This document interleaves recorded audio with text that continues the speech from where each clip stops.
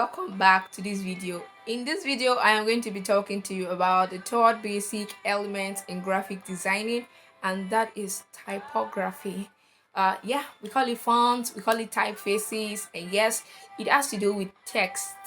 And when I mean text, it means this thing I just clicked on, like that's how you write text, that's how you type, and that's the way um that's the shape that they take when you use them in graphic design. So font is basically that set of characters. It could be digits 0 to 9, it could be um, symbols, mean art, dollar sign, naira sign, and it could be characters A to Z, like alphabet A to Z, that are meant to work together. Okay, so we have two major types that we can categorize all other font into, and it's called the serif and the sans serif. Serif and sans serif. Maybe I should type that so that you can identify it when you see it somewhere else. So this is sans serif, and this is okay. Sorry, that's F, and this is serif, right? Okay, so serifs. Okay, you know what I'm going to do now? I'm going to use each one to indicate. So permit me to duplicate this. Okay, let me type this as sans serif, and there's something I want to show you. Okay, I mean serif. Good. Okay, so the serif font are a little more decorative and stylish at the end of the strokes. And I'm going to make an example for you. I'm going to change this font into a type of sans serif, uh, a type of serif font. Just forgive me, a type of serif font. Okay, so let me change this font. So I'm going to look for this. Okay, let me finish. This Playfair display, can you see that they're a little bit curvy at the end of the font, like at the end of the tip? That's a serif font. They are more decorative, stylish. You can see this Alice. You can see Allegria. You can see Arape. These are types of, if you've seen, okay man, it's changing everything entirely. Yes.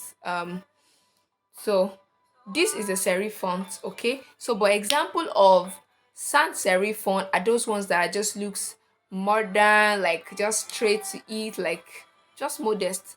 For example, this Aleron regular, this Anton, Akivo black, you can see they are not like stylish like the way Argent is. You can see this Arimo is a sans serif font. Arima is a sans serif font. This agent is what? I need you to identify this font for me. Look at them and you can really understand them with that example I made. And of course, we still have some other types of font like decorative font, but when we want to group entirely all font, we group them into sans serif and serif. Okay, so that's the basic thing I need you to know and be able to identify them. So this serif, okay, good. But this classroom that you can see is what? Classroom is what? Classroom is sans serif. But that facility school is serif. Contact us is serif. The 123 blah blah blah is sans serif. So you can understand them using that thing. You just see the curvy edge, the curvy edge to identify them. Later more so, all these things I've talked to you about, texture, color, typography, they are really extensive learnings and they are continuous. You shouldn't be looking at grabbing everything in a day. Even like professionals out there are still learning about it and reading a lot of books about it. There are textbooks on typography. It's something that if you really want to look into it, download books about it, buy books on it, and it's a very extensive thing just beyond this. But I'm telling you, this is I'm informing you about is going to really help you in your design journey. Okay, so that is it, and let me give you these basic rules that I kind of use. When you are designing, don't use more than 3 fonts in your design. There's no need putting like 5 fonts on your, like, if you can use two, please use two. And the reason why you'll be able to do this, you might wonder, with everything I want to write on my design, how can she be telling me to use just two font or to use just three font. The beauty of it, like I told you, that color as shades, font as families. And what does that mean? It means that, okay, the basic types of families we have for font is the we have the bold, we have the condensed, we have the italics, we have the regular. So that means for a particular font, you can have the bold type for that font. You can have the condensed type that looks a little bit skinny, tiny, or narrow. You can have the italics that is slant. You can have the regular. The regular is not bold and it's not too fat and it's just there.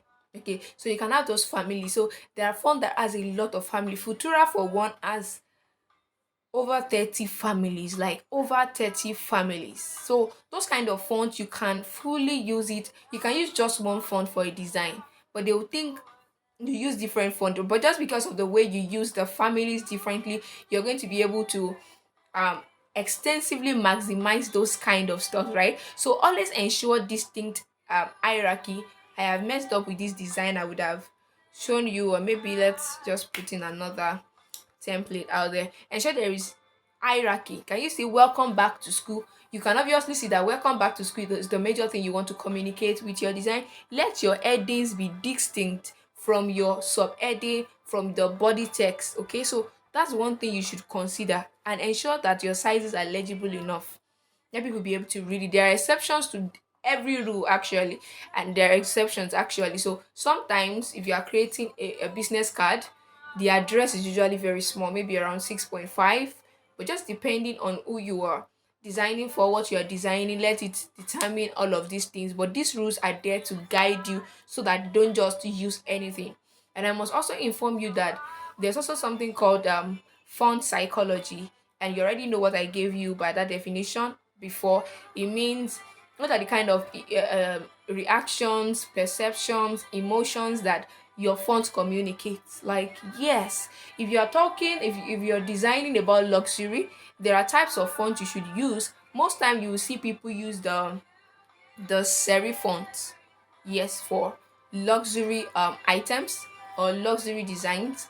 And when we're trying to talk about something modern, something classic, something just professional, you want to use the sans serif font. Okay, so this font has different meaning, and I'm not talking about just these two group. I mean the sans serif and the serif. I mean each font has psychology behind them. So you want to look into these things. I'm going to give you a resource that helps you to see other things like you need to know about font. Is they're very short resources because I don't want to bore you with so many information, but so that you can have better insight into these things and they help you. So don't just pick a font. You can see this back to school, they are talking to kids, and that is informing the kind of font that they have chosen to use, because it's majorly for the kid. Of course, it might be that it will be their parent that will see it, but that feeling of being a child should be reflected in the font, in the colors. Can you see that in the design for like little children, you have quite a number of colors, but they still made together. Typography has a way it communicates to people. So depending on what you're doing, a friend of mine was designing recently and she brought it to me, and immediately I saw the font, I was like, okay, no, the font is beautiful, but it just won't do for this kind of design. And many times when she wants to make her design too, she makes research on the psychology behind that font, like what does this font, what is the interpretation of this font to people, and all of that before she chooses what fonts to use, because these things are important. Yes, this is what distinguishes designers from each other. These little details, these little details about color, little details about texture, little details about typography can stand you out. Are things that you should take credence of, you should pay attention to them, and they will really, really set you up for the best design journey you can ever get. I am going to show you something before I wrap up. I'm supposed to end there, but I'm going to show you something before I wrap up, and it could help you with design with font pairing. How do you choose font that goes hand in hand? I'm going to make available the link to you, but before that, let me just quickly show you before I wrap up this. Okay, so here it is, font pairing. Font pairing. So if you come around here, I'm not going to talk so much about. Can you see what I mean by typography? What's the group of this typography? This typography. Does somebody know that? Does somebody know that? Does somebody know that? Does somebody know that? That's serif. I hope you got it before I said it though. I hope, can you see? There are a lot for you to learn here. Can you see? There are a lot for you to learn here, so I'm going to leave this to you so that I don't spend excessive time here, so that we can move. So they are telling you these are the kind. Can you see family font, right? Some are italics and there could be a bolder version of it. They just use it and style it around each other. So from here you can get ideas of how to mix up your font and pair them together that it will look amazing. These were put together by really great people, professionals, and you should know that a lot had gone into it. Can you see something? So yeah, you'll be able to come in. You have access to about 30 of these font pairing styles, and it could really help you. One major thing that helps my students in designing is one thing that I tell them: feed your eyes, your mind, your soul with good designs. The more you behold good designs, the more you become the person that can make a good design.